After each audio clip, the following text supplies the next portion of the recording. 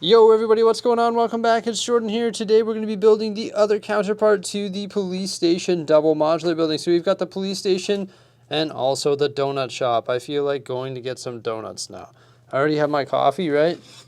But I feel like I need some donuts after looking at this thing for more than a day. Maybe I'll have to go to the store later on today. So we've got the city press. That's what we're going to call this little mini modular building. Well, not really mini, I guess. It's 16 by 32. So rather than having like a tiny facade, I think it was like 6 studs in the original. We've increased the size of it to 16 studs. And you can see when it sits beside the police station, it's going to look pretty impressive. Now, I know when I've doubled these up, we've sort of taken away the original feel of the police station, in the sense that each facade or each building actually isn't inset, because the police station was whatever, 6 studs away from the edge of the base plate. Then the donut shop was inset 2 or 3 studs, and same with the sand green building on the right, which actually wasn't really anything. It was actually part of the police station, and it just had like this little newspaper stand in front of it, which is right here. So I like to think of it as that being like, I don't know, like a daily press or a newspaper printer or something, right? So that's what we're going to make it as in the Lego City. And the reason I want to do that is because I actually did a rebrickable model of the police station, and it was known as the Daily Press. So decided to make a donut shop slash cafe, a police station, and also a building we like to call City Press. The police station and the donut cafe are pretty much at the same depth on the base plate. There is about, I don't know, half a stud there approximately, because these tiles are on snot bricks. This is about half a stud. Maybe could have built this inset like 1 or 2 more studs, but I'm not going to redo it now. I really like the design of these 2 buildings. I think they look great. I have chosen to bring this one back 2 studs, so we do have a little bit of that sort of inset facade effect going there, but not too much, because this is like a bigger building. I could see if it was like 6 studs wide, maybe insetting it a bit more. I mean, I guess maybe I could bring it back another couple studs, but I'm pretty happy with the current design. So using 4 different colors here, we've got reddish brown, tan, sand green, and light gray. First off, we've got our bench right here. This guy's looking super stoked to be in front of the City Press. Our windows are created using the 1x2x5 glass panels, and they're actually inset half a stud because they are sitting on jumpers. On the bottom of the windows are the modified 1x2 bricks, and same with the top of the windows as well. And then once again, they're offset with those jumpers. The door is framed using snot bricks, and then there's a large tan tile on those snot bricks, and on the very bottom of it, there's actually some cheese slopes. And then above the door, there are some grill elements not mounted in spot there as well. And the sidewalls are just sand green, and there is 1 plate of tan. Now, the most impressive thing about the front of this building is the City Press sign. I won't lie, I did not build that. I gave that to Simon, who's helping me out. I actually gave him the original like design from the what's it called, the Daily Press, and I was like, okay, we got to make this, but maybe just make the press, right? And then I was like, okay, well, maybe we should call it the City Press. And he's like, okay, so we've got to come up with a way to type out city before press and fit it within 16 studs. As I was building the front of the building and the walls and everything, he came up with this crazy design, which looks simplistic from the front side, but then when you flip it around, you see that it is just an absolute snot nightmare, like with brackets and snot bricks and just all sorts of like half plate increments. It is actually nuts. He asked me, he's like, do you want to cover up the back of it? I was like, no, not at all. Yeah, it's crazy when you look at it from the front, because it looks like, oh yeah, it's relatively easy to build, and it's not too bad. You know, you've got some snot mounted things there. You've got some plates on their side and some tiles on their side, and then you flip it around, and it's like, whoa! Inside, we've got a really cool printing press, which came from the Daily Press rebrickable model. How could I part that out? I couldn't. That's why I sort of wanted to rebuild something that focuses on printing of newspaper. And this is a pretty neat little modular building. Just behind that printing press, we have an industrial shelf. Built it using some blue elements. Included in that is some brackets. It's got some ink and some tools on top. I think industrial shelves are commonly found in like red or blue. So it sort of made sense. This gentleman right here, he's sitting there having a cookie that he bought from the bakery, and he is the operator of the printing press. He doesn't really like it when the general public touches his stuff, so he's actually set up a stanchion there, but you're more than welcome to come on by and say hello. So you've got a little boy there having a conversation with him while he's trying to enjoy his lunch. So that is the first floor of our City Press modular building. And we're already getting ready to build the second and third floor along with the roof. We've already pre-built these panels here. Just wanted to show you these. Pretty basic stuff, right? Just plates and reinforcing plates in the bottom. These might change a little bit. We'll see once we actually get around to building the actual structure. And these are going to fit perfectly on top on the ground floor of our City Press. So of course a big mess has erupted here and things have changed just a little bit. So we actually did change up the floors. The underlying plate, the one on the front here, was moved forward one stud and then it was tiled off. And then we were able to put snot bricks on the bottom and mount the plates, 1x10 plates vertically beside the windows. These windows and that concept comes right from the original design, but of course we've increased the amount of windows from 1 set to 3 sets on each floor. Now originally I was thinking maybe these windows should be pulled forward and put on a 1x4 sand green plate, but then it became like pretty flat. That's what the original design was. But rather than doing that, we just brought it back, the 1 stud, and that gives us like really nice texture and sort of depth to this building. So you can see this floor right here is still being worked on, but I just finished up this one here. And I just think that's just like really nice texture. And those 1x10 plates mounted on those snot bricks look amazing in between the windows and on either side of the building. And then also these like garage door pieces just had a nice texture as well. Barely had enough of the windows. Actually, we didn't have enough, so using some panels there, but we're able to blend it in with some nice flowers, so it doesn't look too bad. And then on the back side, I've just added some tan window coverings and also some of these modified bricks to the bottom and top to try and match the front side. Don't have any more of those garage door elements, but I think that looks pretty good. Got the plate with the cheese slopes and everything just sort of lines up nicely.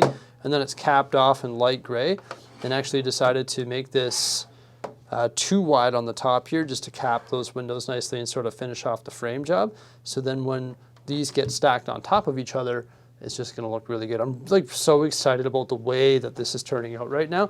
Like it is looking pretty good, right?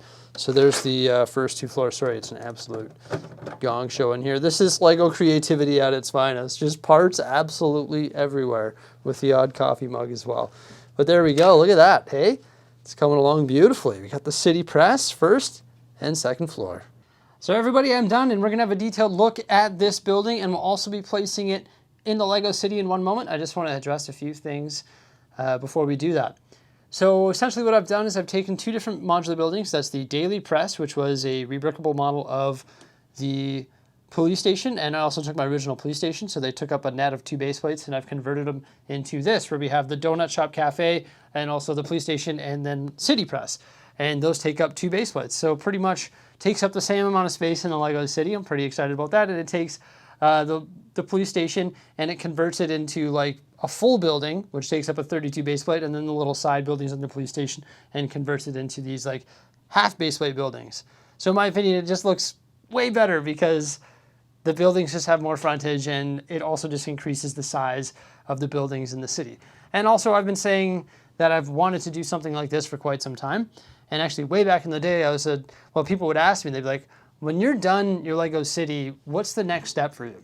And I said, well, when I'm done my Lego City, the next thing I want to do is start getting out of modular buildings. I want to put modular buildings on shelving and keep those in my collection. And then I want to start making a custom Lego City. That's what I want to do when I perfect the modular building layout. And I think this is sort of like the first evolution of that, because essentially what I've done is I've taken 2 police stations and all my own parts and created 3 custom buildings that are based on those instructions. So it's almost like I've created rebrickable models here that are all mine. Like nobody else has done this. This is me. Like this is the only person in the world that has built these exact models is me. And I think that's really cool. But you know what? I actually built this on the day that the video came out about the Donut Shop Cafe. And I was absolutely flabbergasted by the amount of negative feedback that I got on this project. There were so many people saying that I'm taking away from the original. These buildings should be inset further, just like the original one, and you're making it a flat brick. These buildings look too square. There's no height difference. You should be going the city upward instead of making the buildings larger, etc., etc., etc. There was like so much negative feedback about it, and some people were saying that they absolutely dislike and don't like what I'm doing with these buildings, even though like I express my positivity and I'm saying I love what I'm doing with these buildings. It's been such a good experience. I'm making them my own. I think they're going to look great in the Lego City and pair up with some of the other modular buildings and look fantastic. And I've been like expressing my positive vibes about these and how good of a time I'm doing it. And a lot of people are like trying to, you know, dig that down. And it's just like, I just want to let you know that like I read all your comments and I highly appreciate it.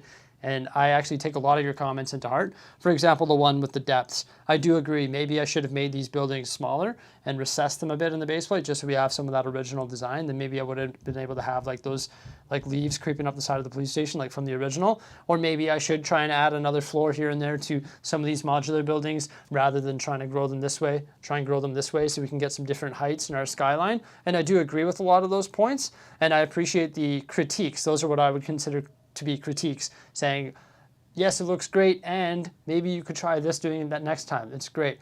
But to say that you straight up like hate what I'm doing is sort of hurtful to me, just because, and to tell you the truth, I really don't care. I really don't care if you don't like this because I enjoy doing it, right? And I think this is sort of making the modular buildings my own, which I've always wanted to do anyway. So like if you hate what I'm doing, like maybe don't say that in the comment section because I truly don't care. I literally don't care what you think at that point. But if you're going to tell me it looks really good, but this is maybe what you could try to do next time to improve it, and then I'll be like, oh, I agree with that. That's a great idea. But if you straight up don't like it or don't like what I'm doing, maybe just leave that to yourself. I'm sorry to rant, but in my opinion, I think these things are lovely, and I am so fired up on the outcome of this project. I'm just so excited because now I've taken these buildings, and I think what's really neat about it is I've taken the design concepts from the original sets and I've really learned a lot about how these structures are built, and I've taught myself exactly how to do everything in this building and in this building and in this building. So now as a builder, I've grown because I literally know these building techniques inside and out. And that is one of the fantastic things about doing this with modular buildings as well. And actually, I had an interview with Lego Master Jamie, and I don't remember the exact question, but he answered the question in a way that was essentially like, you know what, we have these modular buildings, and what we want to do is encourage people to customize them and make their own. I think it was a very early decision that we made that these buildings should be totally open creativity. And I know I'm overusing that a bit, but what that means is if you have a sticker on a brick, it's really hard to reuse that brick several ways over because the sticker actually adds a depth and a thickness that you can't build it into everything without it potentially hitting something. Mm-hmm. Whereas a decoration is clean and smooth. And so we already in the past were trying to avoid decorations as much as possible when we would do brick build signs and things. But then we saw the value of when we do need something graphical besides the Palace Cinema. But that's when we decided, let's do it as a decoration. And I think it's just because it's much easier to use those elements again and again. And we know the modular buildings are attractive not only as a building themselves, but as a parks pack. They should have lots of great colors and pieces and new shapes and all those things that hopefully encourage people to actually take them apart and build something else. And then when you're doing that, there's an advantage to having the printed elements. He was saying that we are encouraging people to take these and use their imagination and to build something else. And that's what I'm really excited about as well, the fact that I was able to do that successfully, in my opinion. So I'm pretty hyped on what we were able to achieve here with 2 Lego City police station modular buildings. And yeah, we've converted them into something truly special. Let's take a look at this one and then we'll place them all in the Lego City. So you've already seen the front there. Of course, a couple newspapers have been added. I guess maybe I could add like a little newspaper stand. Maybe that would make sense. But then we have our second floor and third floor, really nicely framed with those windows. and the plates with the tiles on them. So they're like 1x10s. Yeah, those look really good. And I love how the windows are recessed. And then up top here, we've got the roof, which was loosely based, well, actually, it was based off the police station modular, like the little roof that goes on top of the sand green building. Just had to change up some of the design there, evenly space some of those connector elements. There's a cheese slope on a headlight brick on either side. And then, of course, snot bricks, and then you got the 1x1 studs as well. And that's nicely framed there, too, with like the tile. And then you have some of these the black slopes, which are too tall. And then this is really cool. I just love that design. Got the two tall light gray ones there, and the way that just frames it, really cool. Now this roof, like there is like a big open space in there, but I didn't make it so you could remove it because I didn't add any interior details inside the roof. Maybe that could be added in the future, but I didn't do it today. On the back side, you'll see that there is some blue slopes. Unfortunately, that's because I ran out of black ones. Is what it is. Add a little AC unit on the top there as well. And on the back side, you've got the same design on the roof. 2 windows. And then a door right there. And a staircase right here. Now you'll notice there is a bush. More on that later. So you can take the sketchy staircase up to the 2nd floor. Now the guy who owns this business here isn't the most neat and tidy guy, okay? He's got paper absolutely everywhere. This is like his stock room. You can see there's pallets full of paper, boxes that are folded shut, some empty ink canisters there. He's got fresh shipments coming in all the time. You can see this one here still has the shipping label on it because he's just printing so much stuff for the Lego City. He doesn't have time to organize his stock or his, different card stock, newspaper, just anything that he prints on. Yeah, there's some big boxes sitting on pallets. Just all sorts of different boxes to represent boxes full of paper on the 2nd floor. A really nice staircase there too that just sort of turns around the corner. There's another box on the landing or like in the mid landing of the staircase, and then you can take that staircase up to the loft.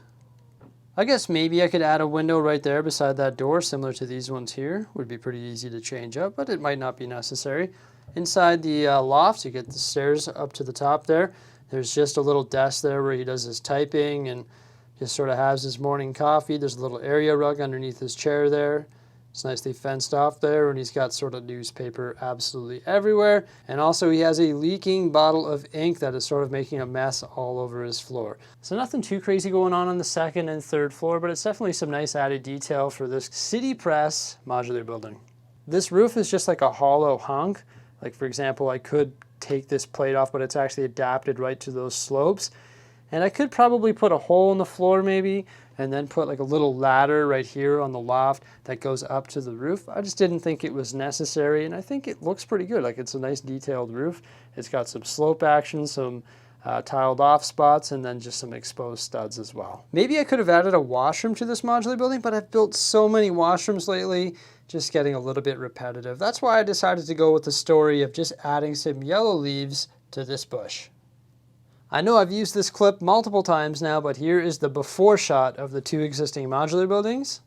And here is the after. Once again, I think this was a great learning experience. I had a lot of fun building these, but maybe the building on the left and building on the right could be recessed a little bit just to keep to that original design a little bit more.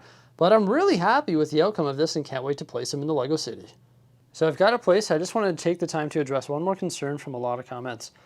People are saying, why are you widening your modular buildings? You're going to run out of space.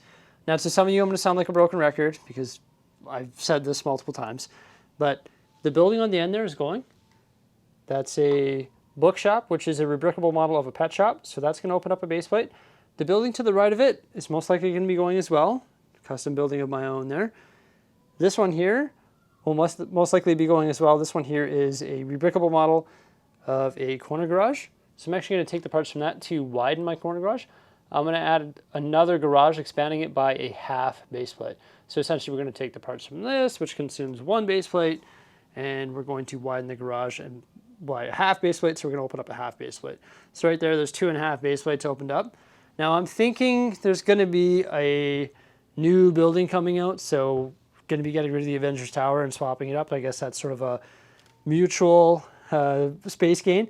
My Sanctum Sanctorum, I'm more than willing to part that out just because there is the authentic Sanctum Sanctorum right here. So there's another base plate opened up there, and then I'm sure I'll come up with more creative ways to open up more base plates as we move forward as well. So space is an issue, but not really, because that's still a lot of space that we have to work with. So it's not too bad. We have the buildings placed right over here by Town Hall. Yeah, I think they look pretty good. I love the look of them. There's no convincing me otherwise. I'm really happy with the outcome of this project. I'm fired up. Like, I'm on cloud nine. I think it looks fantastic, and I can't wait to continue developing the Lego City and sort of making it my own. And the next one that we take care of will actually be the Jazz Club. There's a couple more things on the end of the street there that I'll most likely part out and get rid of as well. A couple rebrickable models that don't really need to be in the city, just not really a huge fan of the look of them. Nothing against them, they just don't really match the feel, and I think I can use those parts to create something different in the future. So we could open up another half, or another full base plate right there as well. So there's always ways to create room, and as I continue developing as a Lego builder and changing up the city, I'll just think of ways of, I don't know, just freeing up space to create better things and change it up. That's part of the fun of Lego, right? Always being creative and coming up with new inventive ways to reinvent the Lego City. There we go, everybody. I hope you enjoyed my little vlog here. Thank you so much for coming on by. Please remember to like, subscribe, and stay tuned for some more great stuff, and farewell.